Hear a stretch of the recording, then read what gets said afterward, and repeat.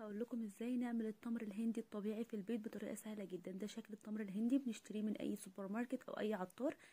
احلى كتير جدا من التمر الصناعي طبعا.